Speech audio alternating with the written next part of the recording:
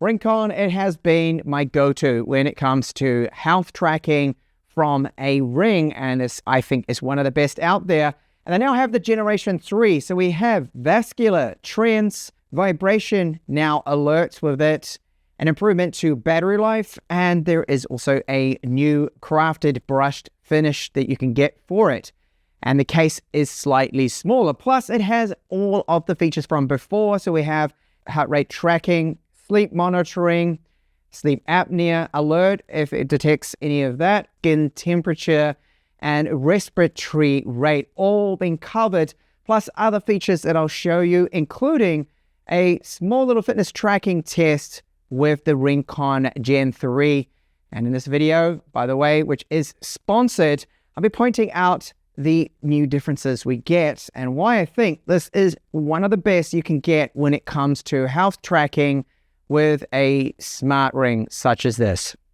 So like the previous versions, you get a sizing kit here that they will send out to you so you can find what ring size is going to be the best for you. Now, I discovered that for me, because of course everyone is different, ring size 12 was the best. I like to use my index finger because I already have a ring on my wedding finger and I like to use my left hand for the ring, so that's the one that worked out best. So very easy, they've got all the different rings there and you can see the exact same size of them with the little bulges either side for the sensors, and you just try and find which one is going to fit then, and then you can place the order and get your Ringconn Gen 3. Presentation is really good. As you can see, we've got it all packaged up nicely.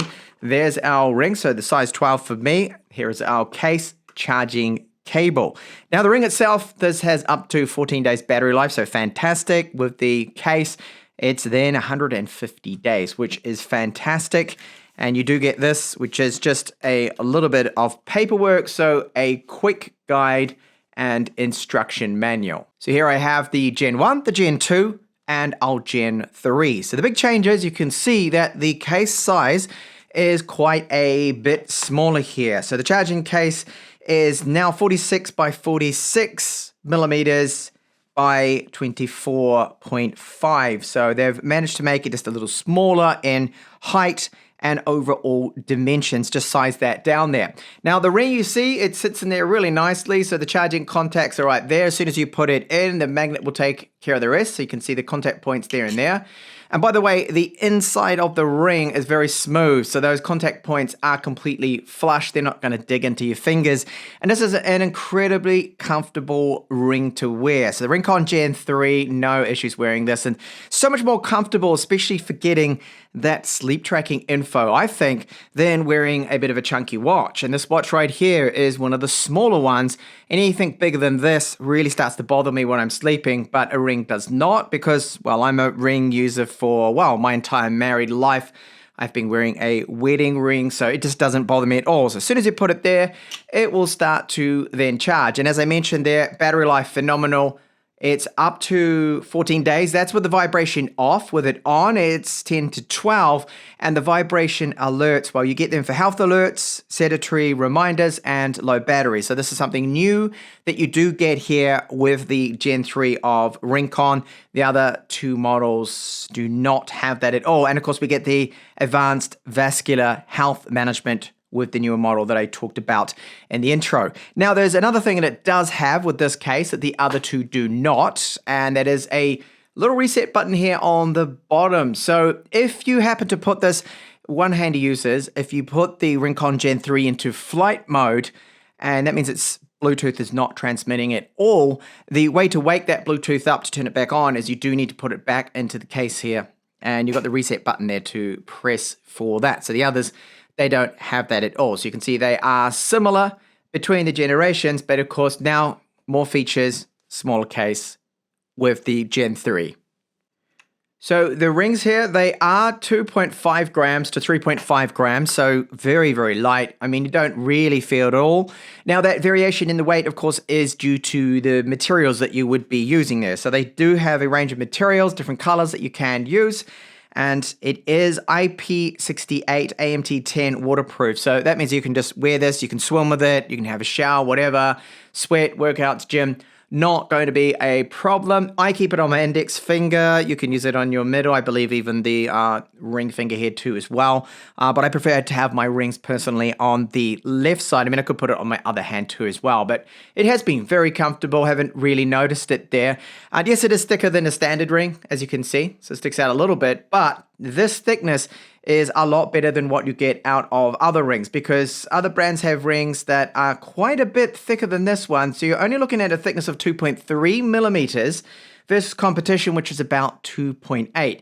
And it's got the little vibration motor in there. You can see one of the sensors or either side there flashing normally, those charging contacts. And pretty incredible that they're able to get the battery in here, the little haptics motor for the vibrations, and squeeze it all into the single size here with this ring. I think that's fantastic. So we've got body temperature tracking with this.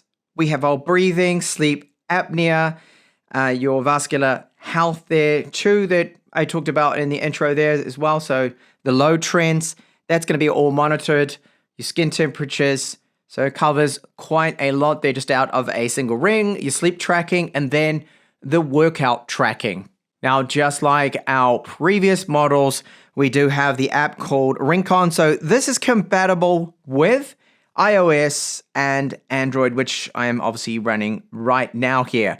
So you get, when you first log in, you can see all your different days, the tracking there, information.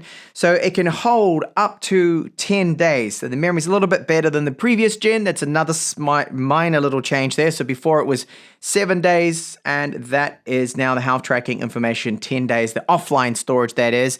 So it's every 10 days that you would need to sync it up to the app to pull through. Now you can take a look here. You can see my beats per minute, blood alcohol saturation level, so SpO2, and the variation, heart variation, and breathing. So the breaths per minute, and skin temperature there at almost 36. And I found that this information is quite accurate. We have our sleeping information, stress levels, activity. So it counts your steps there too as well. And again, accuracy has been very good with this. And my last workout, well, that is under this here, Discover. So you can see the outdoor cycling with the little test that I did. So I did go out, I went for a bike ride, and I did my standard test, which is normally, about approximately 16 kilometers, the ride that I do. And the time wasn't quite accurate. I don't know what happened there. But when I go into the stats, I see that seems to have been recorded correctly, but not the total time. I did pause a couple of times to take a little bit of footage, so maybe that was a reason why. But you see our different training periods, so warm-up, fat burning, and aerobic. It's all there counted, and extreme. I didn't get into the extreme heart rate zone there, but the maximum was 136 beats per minute.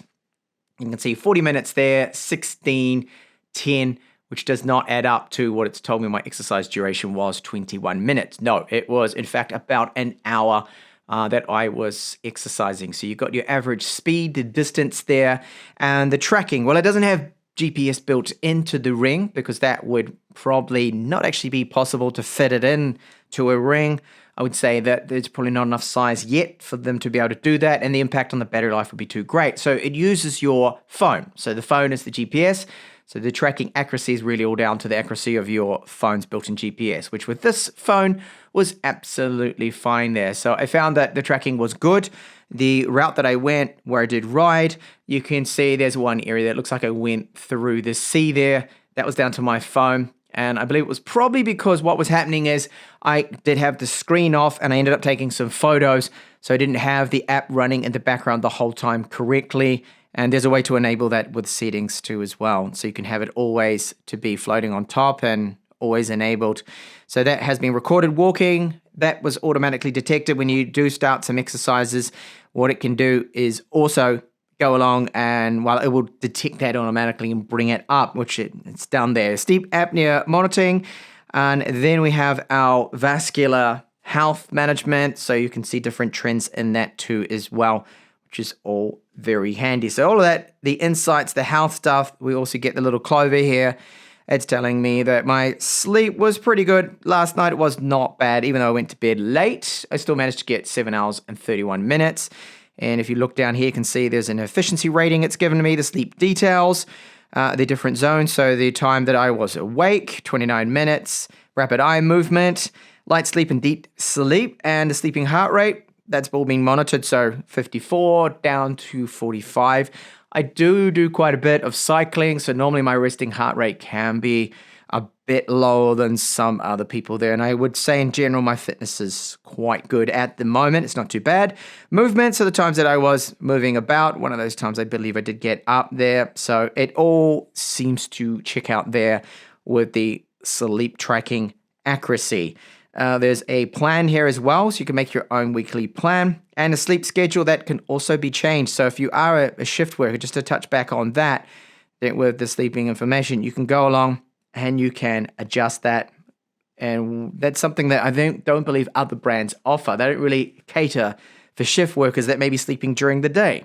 And one of the big new features is, of course, the vascular trend. So you can keep an eye on your history there, because often just a one-off reading won't pick up potential health issues down the line. So it's constantly monitoring that. You can get all the information you need here in the app just to keep an eye on that, and then take any action if need be. And it does report, you can see stress response, post-exercise recovery, sleep breathing, and day-night rhythm there. You got all of that information in here that you can keep an eye on long term. Some other settings is, yes, you can change from the imperial to metric system, temperature unit, and the weight unit, length, all be changed there. Even the first day of week, 24-hour system, if you want to run that, automatic nap detection, automatic workout detection that I talked about a little bit before, does work really well. And women's health, you can have that there on as well to analyze cycles, temperature patterns, and whatnot. Headache signs alert, which is very good. I have been manually adding some things in there too. I'm someone that suffers from headaches with weather changes, when it gets cloudy, low pressure drops, whatnot. And there is the sleep apnea monitoring too. Now, notifications is where you'll find the notifications you can set for quite a few things, where you get the vibrations from this. So I have them all enabled. If you don't want them to be enabled, you can go in and just disable them, or put it into a do not disturb period. Perhaps you don't want it to wake you up at night, of course. You don't want to have that, because if the battery is getting a bit low in the middle of the night, last thing you want to do is to perhaps wake you up with that vibration. So you can get the notifications, plan notifications, high heart rate, sedentary reminder, all of that stuff in here. So the app is fully featured, covers everything. So just like the other Ringcons, fantastic product. For me, the big thing is I prefer to wear a ring to get my sleep tracking information and all my vitals and everything, to keep monitoring that. I find this a way better approach than a watch that, while I do love the smart watches, and for their fitness tracking especially, and they have built-in GPS. The thing is, for the sleep tracking, I find them incredibly annoying. They are frustrating to wear. Sometimes you get a bit of pressure from them. But wearing a 2.3 gram ring, which is just like wearing any other ring, it really does not bother me at all, and will not wake me up with having that annoying bulky watch on to wear. So as I pointed out in this video, the battery life is fantastic, up to 2 weeks if you have the vibration feature turned off, but it's good to keep on. And you're only really losing about 2 days with it. You get those alerts when the battery life is low and you need to charge, and other health alerts, it can vibrate for that, which is fantastic. And by the way, this is all without a subscription too. Ringconn do not charge a monthly subscription or any subscription, which is an added bonus there too as well. I found that the sleep tracking information was very good. What I was getting from that and how it was tracking seemed to be quite detailed. My heart rate monitor stats there, skin temperature, all of that covered, is fantastic in such a small product. Now, if you'd like to know more about the Ringconn Gen 3, do check the link in the description of this video. And as always, thank you so much for watching my video here on the Ringconn Gen 3.